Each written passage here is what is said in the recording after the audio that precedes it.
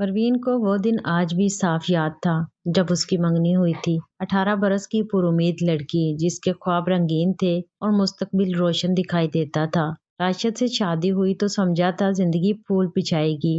راشد تعلیم یافتہ تھا، اچھی نوکری کرتا تھا اور شادی کے پہلے سال تو سب کچھ اچھا ہی چلا، مگر پہلا سال گزرا، دوسرا، تیسرا اور اولاد کا کوئی نشان نہیں۔ پروین کی ساس بیگم نازو پہلے ہی مشکوک نظروں سے دیکھتی تھی۔ چوتھے سال سے تانے شروع ہوئے، ہمارے خاندان میں کبھی بھانج عورت نہیں آئی۔ میری سہیلی کی بہو کے 2 ہی سال میں 2 بچے ہوئے۔ ڈاکٹر کو دکھاؤ، جھاڑ پھونک کراؤ، کچھ تو کرو۔ پروین ڈاکٹروں کے چکر کاٹ چکی تھی۔ ہر قسم کے ٹیسٹ ہوئے، ہر دعا مانگی گئی، ہر ٹوٹکے پر عمل کیا گیا، مگر سب بے سود۔ راشد پہلے تو حمایتی تھا، اللہ کے ہاتھ میں ہے، ہو جائے گا، مگر وقت گزرنے کے ساتھ وہ بھی بدلنے لگا، ماں کے بہکاموں میں آتا گیا۔ پروین کو محسوس ہونے لگا کہ اس کی حیثیت گھر میں ایک ملازمہ سے زیادہ نہیں، اس تاریک ترین وقت میں ایک روشنی تھی۔ راشد کے بڑے بھائی ثاقب، 45 سال کے ثاقب ایک اسکول میں پرنسپل تھے۔ ان کی اپنی بیوی کا انتقال 4 سال پہلے سرطان سے ہوا تھا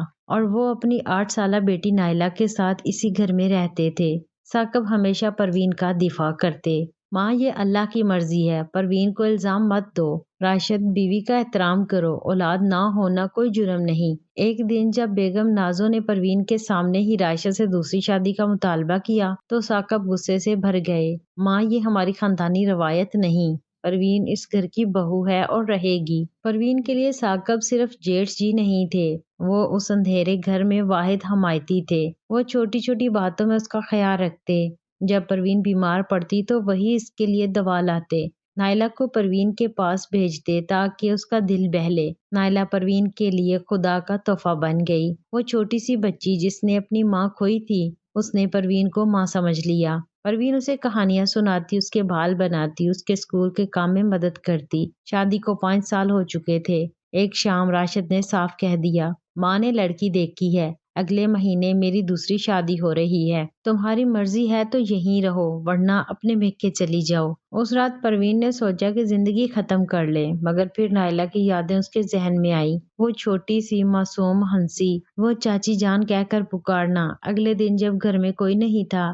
راشد اور ساس کسی رشتہ داروں کے ہاں گئے ہوئے تھے، نائلہ اسکول میں تھی۔ پروین نے ایک فیصلہ کیا، وہ ثاقب کے کمرے کے دروازے پاس کھڑی تھی، دل دھڑک رہا تھا، ہاتھ کانپ رہے تھے۔ اس نے دروازہ کھٹکھٹایا، ثاقب کتاب پڑھ رہے تھے۔ آ جاؤ پروین، کیا بات ہے؟ پروین نے کمرے میں قدم رکھا، آنکھیں نم تھیں۔ جیٹھ جی، مجھے آپ سے مدد چاہیے۔ بتاؤ بیٹا، کیا مسئلہ ہے؟ پروین نے گہری سانس لی، وہ الفاظ جو اس نے رات بھر سوچے تھے اب اس کے ہونٹوں پر تھے۔ جیٹھ جی، مجھے آپ سے بچہ چاہیے۔ ثاقب کی کتاب ہاتھ سے چھوٹ کر فرش پر گر گئی۔ وہ حیرت سے پروین کو دیکھتے رہے۔ پروین، تمہیں معلوم ہے تم کیا کہہ رہی ہو؟ جی جانتی ہوں، مجھے آپ سے اولاد چاہیے۔ راشد مجھے چھوڑ رہا ہے، میں اس گھر میں صرف تب تک رہ سکتی ہوں اگر میری اپنی اولاد ہو، آپ ہی میرے واحد ہمدرد ہیں۔ یہ غلط ہے پروین، یہ گناہ ہے، مجھے معلوم ہے، مگر جیٹھ جی میں مرنا نہیں چاہتی، میں زندہ رہنا چاہتی ہوں، آپ کے علاوہ میرے پاس کوئی راستہ نہیں۔ ثاقب نے سر جھکا لیا، لمحہ بھر کی خاموشی چھا گئی، پھر انہوں نے کہا، نہیں پروین،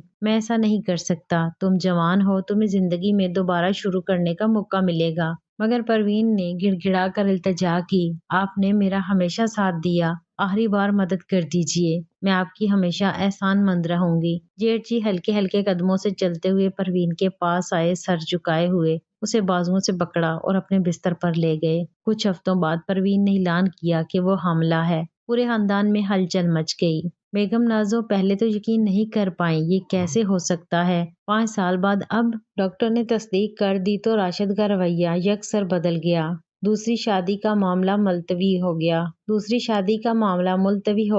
پروین ایک بار پھر گھر کی مرکزی شخصیت بن گئی، مگر راشد کے ذہن میں شک کے بیج بوئے جا چکے تھے۔ وہ حساب لگانے لگا، تاریخوں کا موازنہ کرنے لگا اور اسے شبہ ہوا کہ بچہ اس کا نہیں۔ 10 ماہ بعد جب دلبر پیدا ہوا تو راشد نے DNA ٹیسٹ کروانے کی دھمکی دی۔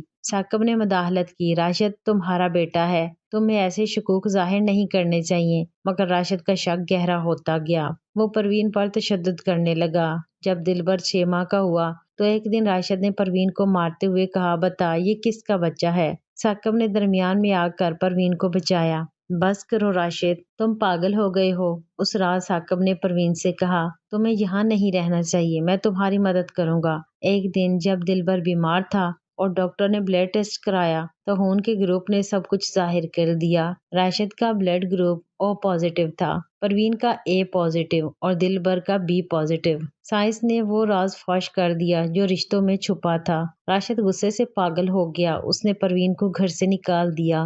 बेगम नाजो ने पूरे मोहल्ले में परवीन के खिलाफ मुहिम छेड़ दी। चोर है, बेवफा है, किसी के साथ मिलकर हमारे खानदान को बिगाड़ दिया। परवीन अपने मैके चली गई मगर वहां भी उसका इस्तकबाल नहीं हुआ। माँ बाप ने कहा, तुमने खानदान की रुसवाई कर दी, तुम्हारे बगैर ही ठीक हैं। साकिब ने परवीन को फोन किया, तुम और दिलबर मेरे पास आ जाओ, मैं जिम्मेदार हूँ, मैं तुम्हारी हिफाजत करूंगा। साकिब ने अपने घर में परवीन और दिलबर के लिए जगह बनाई। इस फैसले ने पूरे खानदान में तूफान खड़ा कर दिया। राशिद ने साकिब से कतई ताल्लुक कर लिया। बेगम नाजो ने दोनों भाइयों के दरमियान फूट डाल दी मगर साकिब डटे रहे। उन्होंने परवीन को कहा, हमने एक गलती की थी मगर इस बच्चे की जिम्मेदारी हम दोनों पर है, हम इसे मिलकर पालेंगे। परवीन को एहसास हुआ कि उसने जो मोहब्बत और हमायत साकिब में तलाश की थी वो दरअसल सच्ची थी। वक्त गुजरने के साथ उनके दरमियान रस्मी रिश्ता एक हकीकी कुर्बत में बदलने लगा। वो दोनों दिलबर की परवरिश में मसरूफ हो गए।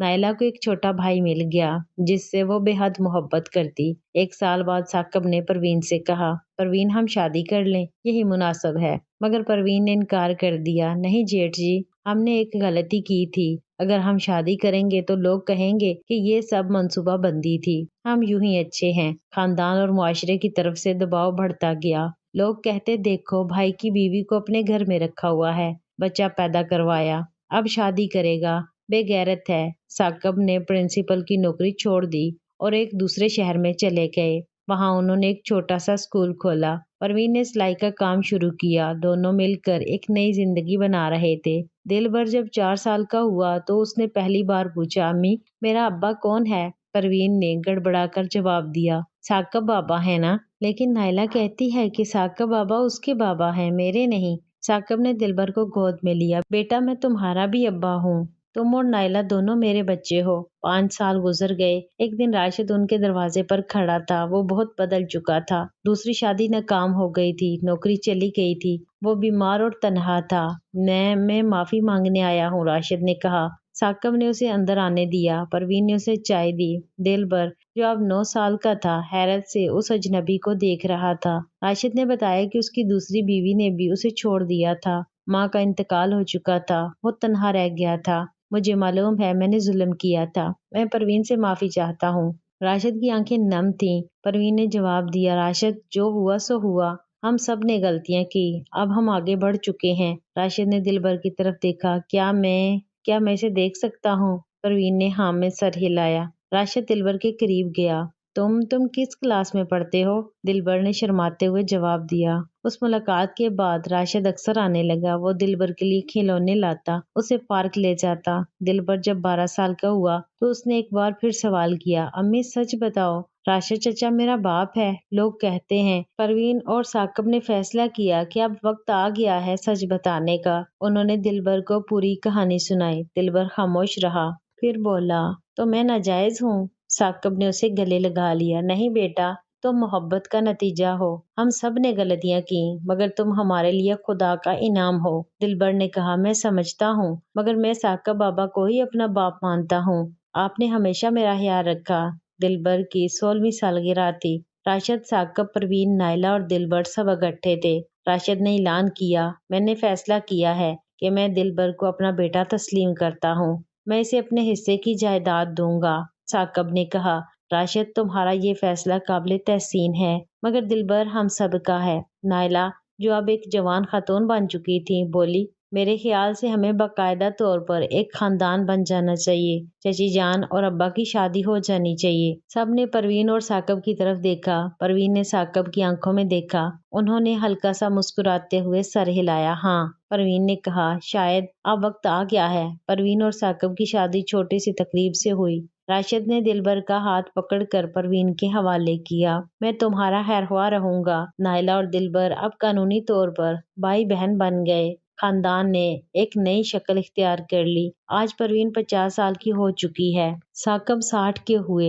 دونوں پورے علاقے میں مشہور ہیں۔ دلبر انجینئر ہے اور شادی شدہ، نائلہ ڈاکٹر ہے۔ راشد ان کے قریب ہی رہتا ہے۔ وہ دلبر کے بچوں کو دادا کہلواتا ہے۔ ایک دن پروین نے اپنی ڈائری میں لکھا، زندگی نے مجھے سخت سزائیں دیں، مشکل فیصلے کرنے پڑے، غلطیاں ہوئیں، مگر میں نے سیکھا کہ انسان ہمیشہ دوبارہ شروع کر سکتا ہے۔ محبت، ہمت اور معافی، یہ 3 چیزیں ہیں جو ہر زخم کو بھر سکتی ہیں۔ میری کہانی مکمل ہوئی، میرا خاندان مکمل ہوا۔ اب میں جانتے ہوئے مرنا چاہوں گی کہ میں نے محبت کی، معافی دی اور دوبارہ شروع کرنے کی ہمت کی۔ نوٹ: یہ کہانی خیالی کرداروں اور واقعات پر مبنی ہے۔ حقیقی زندگی میں ایسے مسائل کے لیے پیشہ ورانہ مشاورت اور رہنمائی ضروری ہے۔